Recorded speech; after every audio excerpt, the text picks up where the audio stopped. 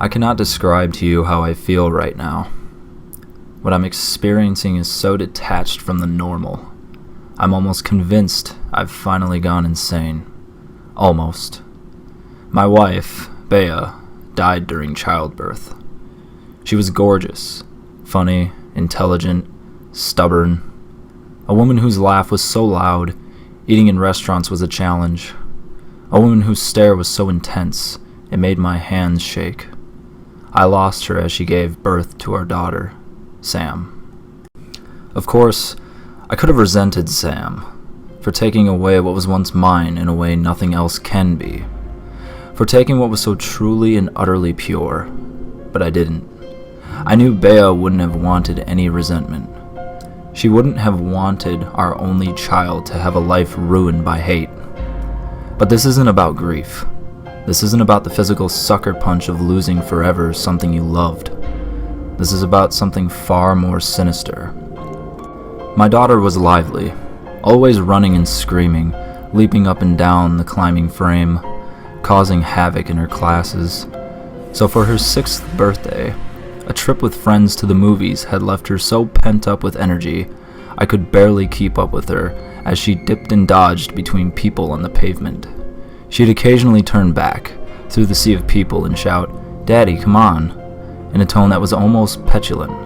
I couldn't help but love her. I tried to chase her, I really did. She was too busy looking at me when she dashed out into the road, and the bus didn't have time to stop. A sickening crunch, and the world fell silent. I cradled her broken form in my arms, too numb to weep, too hurt to move. All I could feel was the warm, crimson liquid gently seep into my clothes. In the state of shock I was in, I could just think about how I was going to wash my jeans. It sounds horrid, I know, but a loss like that tears everything away from you and leaves you with only the bare thought process that makes us human. The next week was a blur. I cannot place a single memory to a time, in between friends and family extending their condolences, and the howling sobs of mine that would break out at any moment. I attended her funeral dressed all in black. By dressed, I don't mean merely clothes. My very essence was dark. I couldn't feel or think, and the day continued as I went through the motions, like a dying man treading water. Everyone wanted to tell me about Sam, and how perfect she was, what an angel she was, as if I didn't know, as if I didn't realize what a gift my own daughter was. The man stood out from the rest, as he walked up to me and handed me this large leather book. I assumed at the time he was a parent of one of Sam's friends, handing me a collection of their photos together. Or maybe I was too numb to even process his cold hands, and how he never mentioned my daughter once. For a month, I was lost. I drank and stayed in our now empty apartment alone, watching old box sets, too numb to even cry. It was only when my sister arrived, when she held my hand and talked to me, that I began to come out of my shell. She'd sit and listen to the most inane things I said, and gently coaxed me out of my depression. Not completely, but enough for me to begin to live what was almost a real life again. That was when I opened the book. I decided to remember Sam for all the joy she gave me, and was prepared to reflect on her life without feeling miserable. I opened to the first page. It was essentially a binder, full of Polaroid photos of my daughter growing up. I furrowed my brow. They were taken from a distance, blurred slightly, and I was in a few of them. I began to feel sick, but hoped that following photos would provide some explanation. I came up with every excuse of how the man obtained these photos, desperate to view the moments of my daughter's life without a sense of trepidation. The photos grew closer and closer to my daughter's birthday. I could see the day I gave her a tiny bike after she turned 5, and the skinned knees that ensued. The book had so many more pages that I assumed the rest were empty. But there was a photo of her just before the movies on her 6th birthday. I could recognize the pink raincoat she insisted on wearing, and my hands on her shoulders.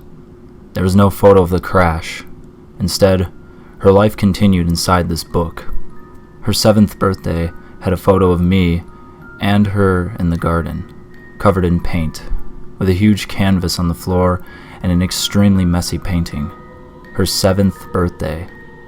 Her 7th birthday. The reality of what I was seeing hit me, then I slammed the book shut. I sat there at the kitchen table staring at the leather. This must be some sadistic Photoshop. I hoped someone had taken the time to pull a horrid prank on me. I say I hoped, because essentially, I couldn't believe the other explanation, if there even was one. Gritting my teeth, I decided I had nothing to lose and kept reading. I can't explain the emotions I felt as I read accurately. Listening to the sound of the page turning, I can try, but nothing could prepare you for something like this. Her life continued, showing her losing her baby teeth. Her first day of senior school. My turning of the pages became more frenzied, and I began to notice something. The photographer was getting closer to her. As she grew older, not in every photo, but a general trend, the photographer was getting closer and closer, more daring, perhaps. She was beautiful, stunning. As a teenager, she looked just like her mother, all curls and smiles. I grew older too, but the photos began to include me less and less. Her 16th birthday was strange. A group of her friends sitting outside, drinking from little plastic cups at a picnic. But there was someone in the background. Near the bushes of the park where this was taken, a dark figure stood. You wouldn't have noticed him, if not for the small shadow he cast on the grass. I leaned back for a moment and exhaled. This was too weird. I'd been so caught up in watching my little girl grow up, I hadn't thought about how this would end. Moments like this are so utterly surreal that sometimes you remove yourself from them. I almost felt like I was watching myself read these, like this was a dream, or a program on the television. I continued. The dark figure became more and more present in each photograph. I could almost make out features. His presence was towering, and as I turned the page I expected to see him disappear, but instead, as the photographs grew closer to her 18th, each birthday was marked by a caption underneath the Polaroid saying, "Another year." She was no longer somewhere I recognized. Instead, the photos were of her in a dimly lit house, her face contorted by fear, striking all sorts of weird poses. Sometimes she would be dressed like an ancient queen, or she would be dressed like a maid scrubbing the floors. The figure was there even closer now. His legs or his arm would appear in each and every one. No matter how she was dressed, in every photo her face had this desperately pained expression. It killed me. There were bruises on her face. She looked thin, ill even. I couldn't do it. This was sick. Properly sick. My girl. I soldiered on. The last photo I looked at, before I slammed the book shut and swore to never, ever look at it again, was of her 18th. The caption underneath read, "At last," in sloppy writing. She was looking straight at the camera, crying. She was on her knees, dressed in a black evening dress, with an apple in her mouth, and her hands bound behind her back. Her makeup was ruined by her tears. It was as if she was pleading me, begging me to help, but I couldn't. I closed the book and left the room, my whole body convulsing with sobs. I couldn't call the police, of course. She was dead. The thing that keeps me up at night isn't the content of what I saw. It's that there were so many pages left.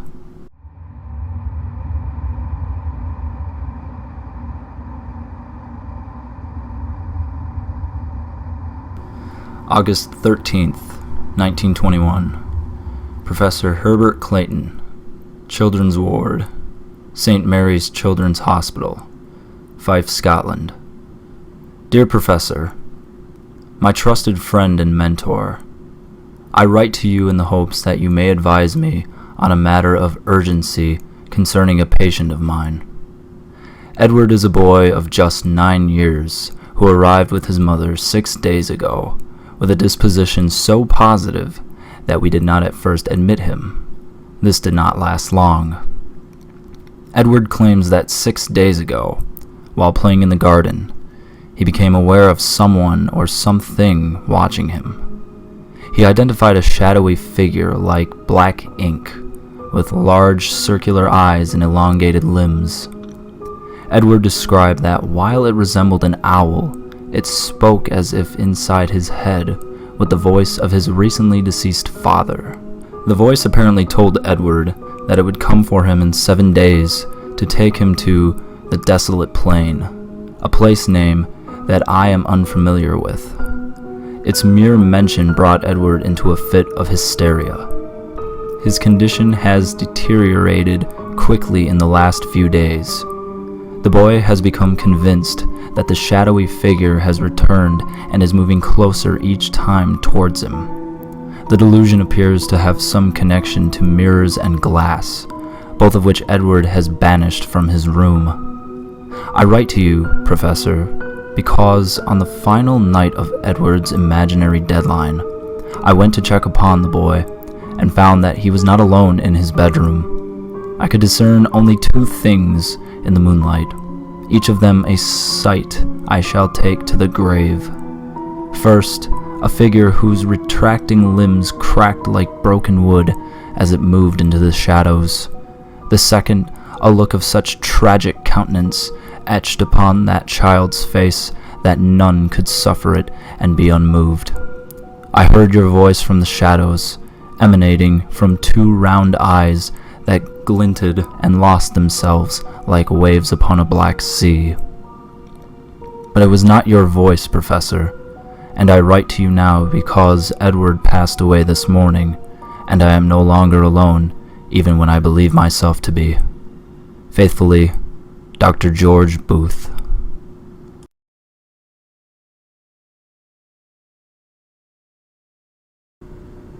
It was a dark, damp Monday, the worst days of them all, the start of the long, treacherous week.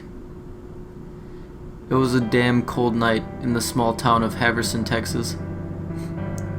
The town was known for its disappearances at night, but what this town is really famous for is the ominous screams below the sewers every Monday.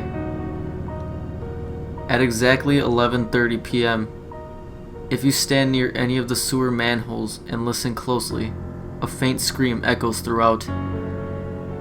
Legend has it, a man climbed down there in 1858 to meet another man, who then shot him dead. The victim screamed in pain. No one knows why he killed him, but it is still an interesting ghost story nonetheless. Now, ever since that day, the victim's screams can be heard. The killer soon disappeared 3 days later, and he was never found. Anyone who went inside the sewers met the same fate. Now, here I stand, the infamous spot of a Western murder. I don't believe in ghosts, never did, so I pulled out my trusty crowbar and bent down on one knee and slipped it in the hole. I shivered of fear for a minute and shook it off. I pried it open. I pulled the manhole off to the side and began to climb down the rusty ladder to the bottom. It smelled of piss and shit, but that was a given, considered the location it was in. The smell that took me off guard was a rotting smell, a smell of death. I trudged down the corridor until I stopped at a gate and pulled it open and passed through it. I stopped and saw 2 figures standing before me, and that shivery feeling came back. I could make out some voices though. Did you get it? Get what? The damned money. Right here. The figure in front of me passed the money to the guy facing in front of him. May you rest in hell, said the figure who got the money.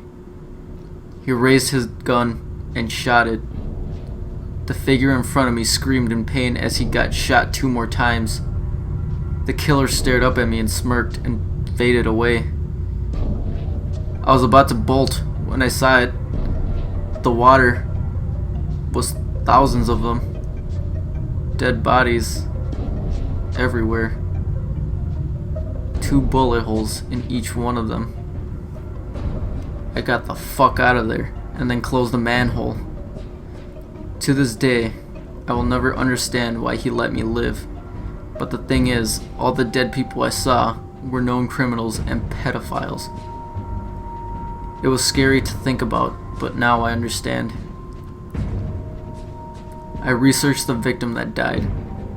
His name was James Renmore, an infamous criminal who robbed a train that held a royal's treasure. It was meant to leave the States and then be put on a ship towards London. The killer was his contact who hired him. I learned that James Renmore killed a girl at a bar a few months prior to the robbery, and the killer was her husband. It was a setup for revenge. Now, the same man who kills criminals, for the people who were spared by him, who stayed, were soon met by James, who wasn't so kind towards non-criminals. I never found their bodies though. Just remember, if you hear the screams below the sewers in Haverson, you might want to mind your own business and be on your way for your own safety. I never told anyone else about my encounters until now. I just felt like I needed to get it out there.